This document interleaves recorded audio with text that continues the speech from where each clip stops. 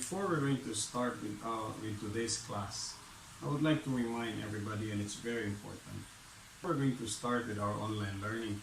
I need everybody to prepare its notebook and pen. I need you to take down notes, whatever you can see in the video, especially those important things, so that you have something to study. Second, I will be checking your notebook once you come back to school. Without your notes, I will not sign your clearance for midterm. And I hope it's clear. Alright? Now, during our discussions, I need you to finish all the videos or all the conversations that we're going to have before you ask questions. Now, when you ask questions, you see there's a comment box or discussion box. When I ask questions, feel free to answer. When you have questions, feel free to ask your questions. Okay? Today we're going to discuss three things. Alright? We're going to discuss about place values, significant figures, and order of operation. Now, what is a place value? Place value refers to the value of each digit. Remember the word each digit in a number. Alright? Remember the word each digit of a number. Because a number could be a 1, a 2, a 3, 1,000, 100. Yes? Within those values, we will be able to identify its place value. Now, place value follows a certain system, and we call it the place value number system. Now, what are the things that we can find in a place value number system? First, we have a digit. What is a digit? Digit is a build of numbers. Means to say, if we have example 1, 2, 3, 4, so on and forth, up to the numbers of which you can count to infinity. For example, we have a number of 412 or 412. Now, if you're going to count it, how many digits are there? So we're going to start with 2, which is 1, 2, 3. So how many digits are there? There are 3 digits. Alright? 412 is a 3-digit number. Alright? Second thing that we can find in a place value number system is the place. What is a place? A place is the location of a number. It's either that number could be in front, in between, or in the last part. Okay? Again, the place of a number. The number could be in front, in between, or the last part of the number. Third, the value. The value is the worth of a number. Alright? The value of a number. So when you say 412, alright? When you say 412, what if you're just going to choose only 1 and 2? What is the value of this? It is only 12. Correct? It depends on how many digits are there, and it depends on what place of a number that you're going to use. So that is what place value is all about. Next, I have here a place value chart for whole number. Take note, the word whole number, right? The word whole number. When you say whole number, you start from 0 to infinity. Alright? You start from 0 to infinity. Now you have to remember, guys, when you try to identify the place value of a certain number based on its digits, you have to start to its right side. Okay? To its right side. Get that? To its right side. So if we have an example of 13,548, okay? 13,548.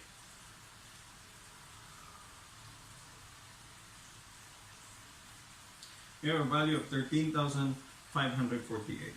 We're going to start to its right. So means to say, the rightmost number of 13,548 is what? 8. Yeah? 8. Now 8 is in the ones place. Second is 4. 4 is in the tens place. 5 is in the hundreds place. 3 is in the thousands place, and 1 is in the 10,000 place. And if you're going to add more digits on it, and it goes to millions and so on and forth. Alright? Now if you're going to combine the two, from 1,000, from 10,000 to 1, you have here 10,000, because we have 1 in 10,000. We have 3 in 1,000, so it becomes 3,000. We have 5 in hundreds, so it becomes 500. And we have 4 tens, and 4 tens is equals to 40, right? There are 4 tens in the 40. And then 8. If you're going to add this, the answer would be 13,548. Right? So what are the place values? The place values are ones, tens, hundreds, thousands, 10,000s, 100,000, 1 million, 10 million, all right, 100 million, all right, 1 billion, so on and forth. Okay? But remember this, when you try to identify the place value of a whole number, you have to look at the number from its right. All right? The first number to its right, that is where your ones is. Once you have your ones, the rest of it follows. Okay? Next, what about if there is a decimal in our number? Right? What if there is a decimal in our number? Okay? Now, before that we discussed about whole number. Now, what if there is a decimal? Now, I have a chart here. Decimal numbers are fractions or mixed numbers with denominators of the power of 10. So it means to say, when you say powers of 10, from the word powers of 10, it is 1 over 10. Okay? The powers of 10. In a decimal number, the digits to the left of the decimal point represent a whole number. So it means to say, if you're going to look at this, look at the diagram, look at the table, you have there a decimal point. To the left, this whole number. To the right, it's decimal number. Alright, the decimal part. Now, since we discussed that whole number starts on the right side, see, look at this. After the decimal point, we start with ones, tens, hundreds, thousand, 10,000, 100,000, and a million.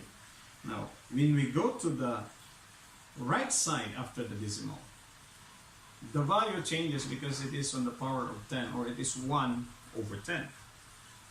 So therefore, since it is 1 over 10, so this is 1/10. So that becomes a tenth.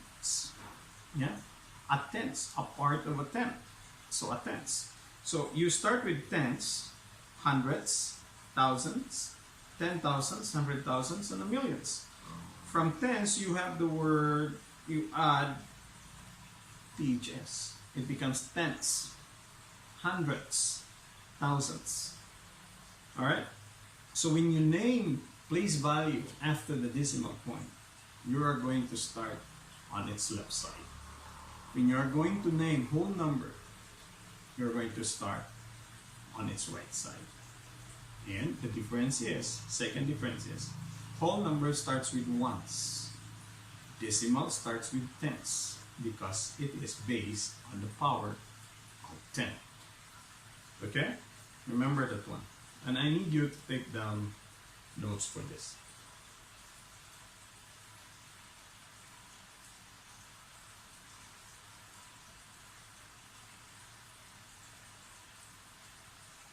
Now let's have an example. Alright, for example, I have here 214.56, 214.56. If you're going to be asked to identify its place value, alright, you are going to identify the digits. Okay? To identify the digits. Once you identify the digits, you name the place value. Notice this is our decimal point. Alright, this is our decimal point. Now going to the left, going to the right, I mean, we start on the left side. So therefore this value here is tenths. The next value is hundredths. Now if you're going to focus on the number out before the decimal point, alright? Before the decimal point, going to the left, you're going to start with its first number on the right. So this is ones. This is tens. And this is hundredths. That is how we are going to name place values.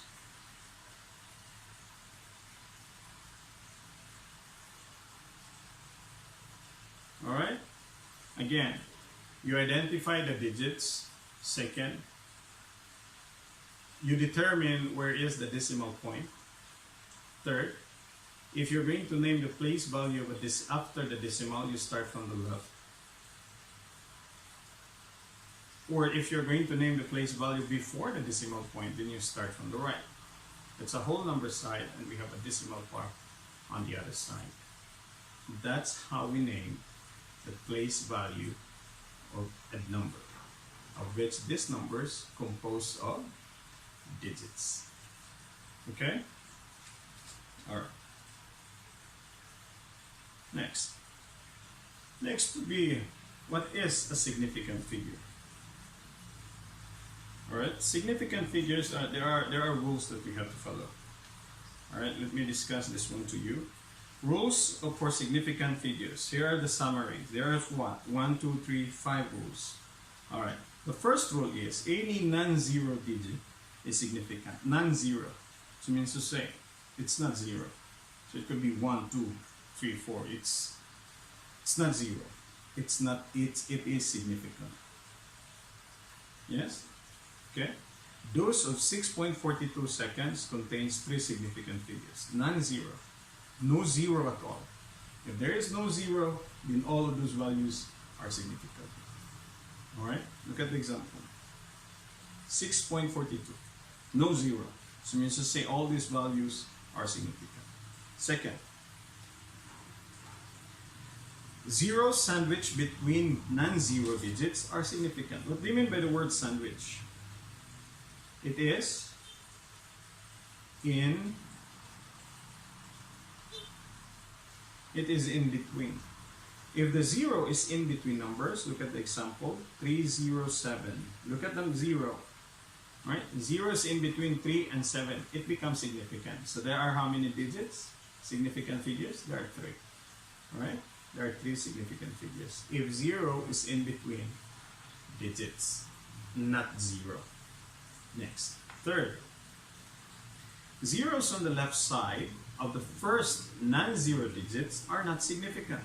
Again, zeros on the left side, okay, left side of the first non-zero digits are not significant. Look at the example. 0.0642. Yes? 0.0642. Look at these zeros here. These 2 zeros comes before the first significant figure. This one, 6. So if it is from the left,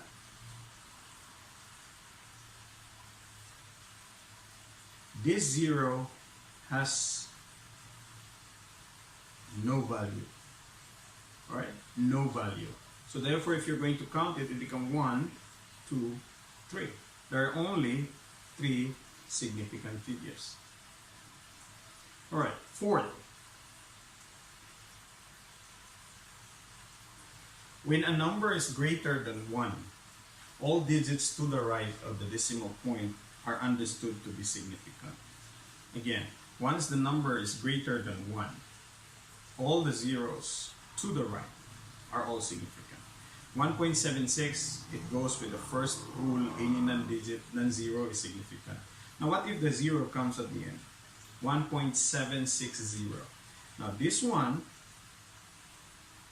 becomes significant because it is on the right of a significant number. If it is on the left, no value. If it is on the right after a number, then it has a value. Then therefore there are 4 significant figures. Are you following? Alright? We understand that 6 is certain first measure, but certain a second measurement. Now the fifth one. When a number has no decimal point, any zeros after the last non-zero digit may or may not be significant. Okay? For example, we have, if it's not decimal, it's a whole number, not a decimal. So, if there's a 0 at the end, you look at the example, 1370, or 1370. Zeros comes at the end. It could be significant, it could be not. When you say it is a year, it's 1370 years, then you have to count the 0. Because you can't say 13,070 in the year 1370 for which there is no 0. It becomes 13.7. Yes? That's why it could be significant or it don't have a significant value at all. Alright? Let me summarize the 5 significant rules. First, any non-zero digit is significant. So any value that has no 0, all of it are significant. Second, zero sandwich or zeros in between numbers is significant. Third, zeros on the left side of the number, if it's a decimal, no value. It is not significant. Fourth, if the 0 comes after the number going to the right, 0 becomes significant.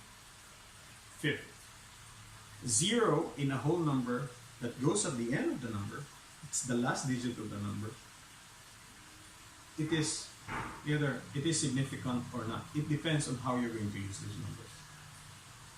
Right? It depends on how are you going to use those numbers. Remember those 5 rules of identifying whether the number is significant or not. Alright, I need you to take down notes of this.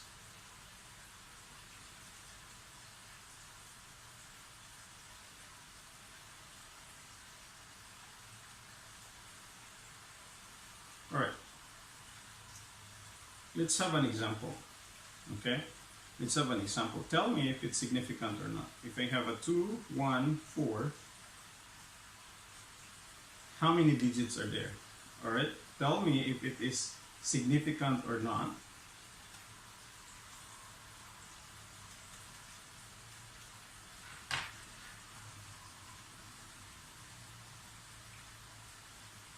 Then, how many digits are there?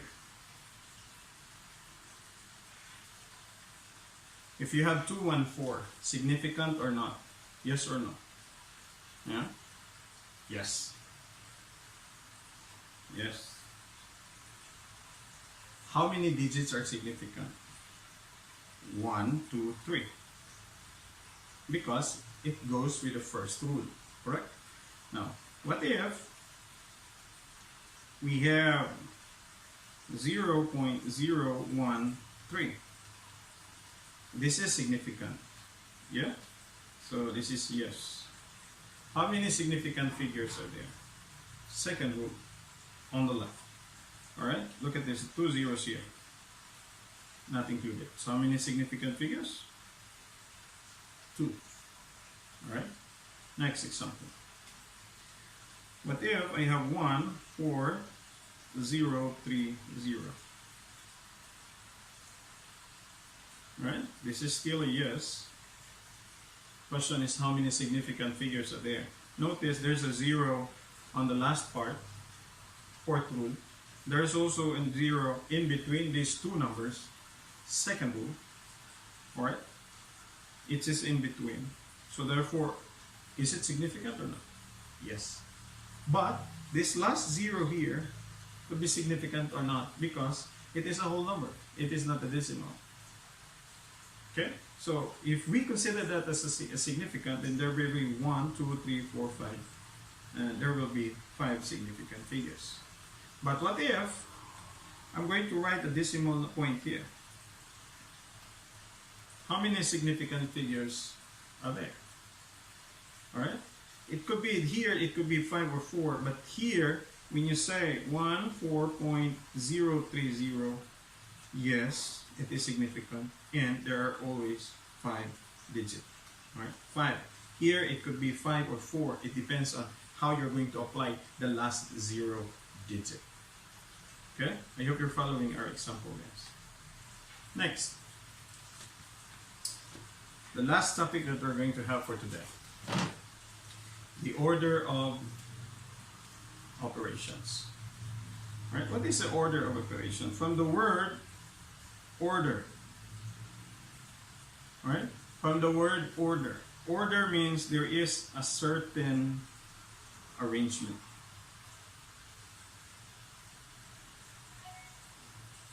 Alright? Order means there is a certain arrangement. Operations, these are plus, addition, subtraction, multiplication, and division. Alright? These are the 4 basic operations in mathematics. So there is a certain arrangement in doing and solving numbers. Now we follow the abbreviation of PEMDAS. Okay? P-E-M-D-A-S. PEMDAS. Now what does PEMDAS says? P stands for parenthesis or a grouping symbol, like as a parenthesis or a brace or a bracket. These are grouping symbols. Second, exponent or powers. These are the numbers written on the upper right, small numbers written on the upper right. So for example, a to the power of 2. Or we have 2 to the power of 3. Alright, this number here are exponents.